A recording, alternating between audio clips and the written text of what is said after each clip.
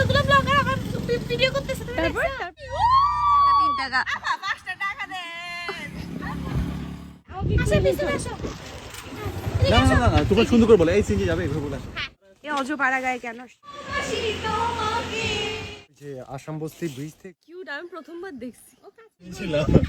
রাজ কি এসব কি? Hello everyone, this is me Sanjida Islam Saima. আজকে আবারও নতুন একটা ব্লগ নিয়ে হাজির হয়ে গেলাম। আমরা চলে যাচ্ছি রাঙামাটি অ্যান্ড অনেক দিন পর ভাবলাম একটা গ্রুপ ট্যুর হয়ে যাক অ্যান্ড আলহামদুলিল্লাহ আমাদের একটা সুন্দর ছোটখাটো একটা গ্রুপ হয়েছে।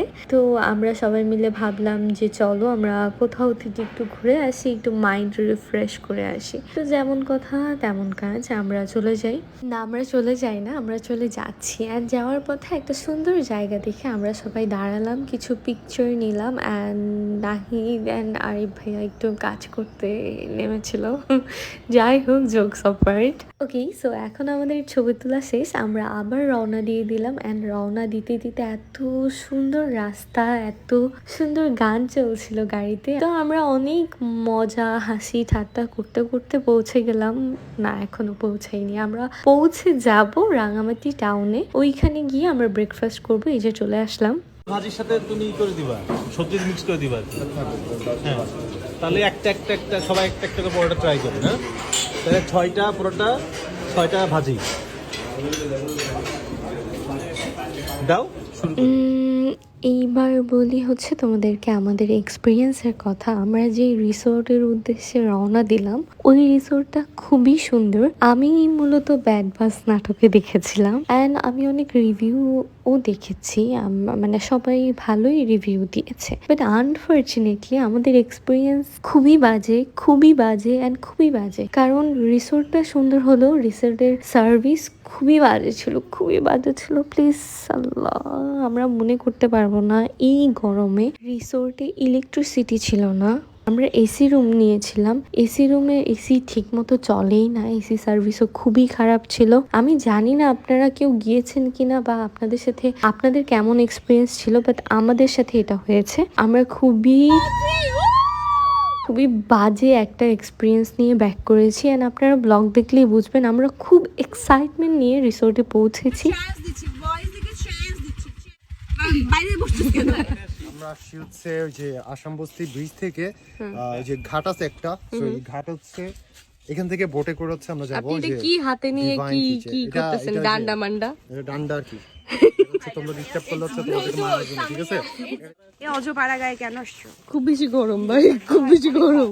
গিয়েছিলাম বাট পরে আর এক্সাইটমেন্টটা ছিল না। পরে আর এমন কোনো সুন্দর ক্লিপ বা এত বেশি ক্লিপ আপনারা দেখবেন না আসলে। হ্যাঁ ভাই কি কিউট, আমি প্রথমবার দেখছি। আম গাছ, ও মাই গড। অনেক নাটক, অনেক ঢং, অনেক দুষ্টুমি করতে করতে আমরা অবশেষে আমাদের নদীর ঘাটে মানে লেকের ঘাটে এসে পৌঁছেছি। অ্যান্ড এই যে আমাদের রিসোর্ট দেখা যাচ্ছে ওই প্রান্তে। তো আমরা হচ্ছে বোটে করে ওই প্রান্তে যাব। ওরাই সিএনজি ঠিক করিয়ে দিয়েছে, ওরাই বোট পাঠিয়েছে, ওরাই আমাদেরকে নিয়ে যাবে। আমরা যাওয়ার সময়টুকু অনেক এনজয় করেছি, বাট যাওয়ার পর আমরা সবাই খুবই স্যাড হয়ে গেলাম, খুবই স্যাড হয়ে গেলাম। ভাগ্যিস যে মকা আসবে এরকম একটা মুহূর্ত হয়েছে। তখন একটু একটু করে বৃষ্টি পড়ছিল, এই জন্য মনে হয় আমরা একটা দিন থাকতে পেরেছি। না হয় হয়তো আমরা মানে আবার ব্যাক করতাম। তোমার মন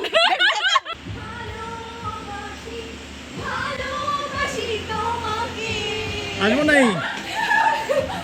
এই ক্লিপটা আসলে সাডেনলি হয়ে যায়, মানে হচ্ছে আমরা কোনো প্ল্যান করে এরকম কিছু করিনি। আমাদের এই ক্লিপটা যখন আসে এরপর আমরা তাকাচ্ছিলাম ক্যামেরাম্যানের দিকে যে সে আসলে আমাদের এই ক্লিপটা নিয়েছে কিনা, ক্যাপচার করেছে কিনা। আসলে এগুলো হচ্ছে স্মৃতি, একদিন হয়তো আমরা একসাথে নাও থাকতে পারি যেটাই হোক না কেন, বাট এই দিনটার কথা আমাদের সবার মনে থাকবে যে আমরা একসাথে কোথাও একটা গিয়েছিলাম। তো আমি দেখিয়ে দিলাম আমাদের রুমটা, আমাদের কটেজটা কেমন দেখতে অ্যান্ড ব্যালকনি থেকে কেমন দেখতে, ভিউ অনেক সুন্দর, নেচার অনেক সুন্দর, কিন্তু সার্ভিস খারাপ ছিল। আমরা খুব গরমে কষ্ট পেয়েছিলাম অ্যান্ড একজন ছিল মিজান ভাইয়া, উনি খুব ট্রাই করেছে বেস্ট সার্ভিসটা দেওয়ার, বাট আনফর্চুনেটলি একটা রিসোর্টে গিয়ে আমরা যদি ইলেকট্রিসিটি না পাই তাহলে এটা আসলেই তো মানে খারাপ লাগার রাজশাহীতে বিখ্যাত জায়গা, রাজশাহী মানে এটা না, ওই রাজশাহী।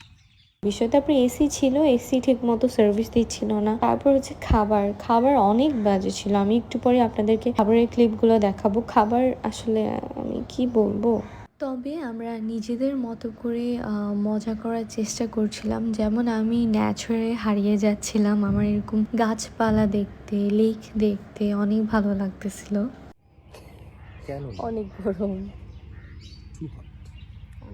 তারপর আবার হট একটা পাশে তালা হয়ে যাচ্ছে। তারপর নাহিদ একটু চিল ছিল, ওই জন্য আমার ট্রিপটা একটু ভালো হয়। তারপর হচ্ছে এই যে দেখছেন আম, মানে এত সুন্দরভাবে কাঁচা আমগুলো ঝুলছিল, খুব ইচ্ছা করছিল যে পেরে খাই, বাট ওদের রেস্ট্রিকশন ছিল, ওরা মানে দিল না। যাই হোক, সবকিছু খারাপ থাকলো, আমার ওই যে বেগুন ভর্তাটা ভালো লেগেছে, খারাপ ছিল না। মানে আমি একদম অনেস্ট রিভিউ দিচ্ছি ভাই, আমি কোনো আগ পিছ করে বলছি না। তারপর আমরা খাওয়া দাওয়া করে ভাবলাম যাক এত সুন্দর একটা জায়গায় আসছি, একটু ছবি টবি তো তুলতে হবে, একটু ভিডিও তো করতে হবে। তো ওই জন্য আমরা বের হয়ে যাই। অ্যান্ড আমরা তিনজনই সেম ড্রেস পরেছিলাম। ওই পিকচারগুলো এখানে মনে হয় অ্যাড করি নাই, আমি অ্যাড করে দিব। দেন আমি আর নাহিদ একটু একটা রোমান্টিক ভিডিও করার চেষ্টা করছিলাম, কারণ এত সুন্দর বাতাস হচ্ছিল, খুবই ভালো লাগতেছিল। তারপর রাতে আমরা রাইসে যাই নাই, আমরা রিস্ক নিই নাই, আমরা বারবিকিউ করতে বলি। তো রাতের বেলাও আমার এই ফুলগুলো দেখতে খুবই ভালো লাগতেছিল। মানে মানে এই যে চারিদিকে এত ফুল, এই জিনিসটাই আমার খুব ভালো লাগতেছিল। তো ফুল ফল সবই আছে, ফলও ছিল, কাঁঠাল আম সবকিছুই ছিল। তো আমার কাছে এখানে কিছু ক্লিপ নাই, যেমন আমরা কাইকিং করেছিলাম, ওইটা সবচেয়ে বেশি বেস্ট ছিল। মানে কাইকিং করে যে এত বেশি ভালো লাগছে। অতএব কাইকিং এর ভিডিও অ্যান্ড নাহিদের বার্থডে সারপ্রাইজের ভিডিও আমরা পরের ব্লগে দেখাবো। Stay tune. ও হ্যাঁ, এই ড্রেসটা সম্পর্কেও অনেকে জানতে চেয়েছো। তো এই ড্রেসটা আমরা নিয়েছিলাম আড়ং থেকে। আল্লাহ হাফিজ।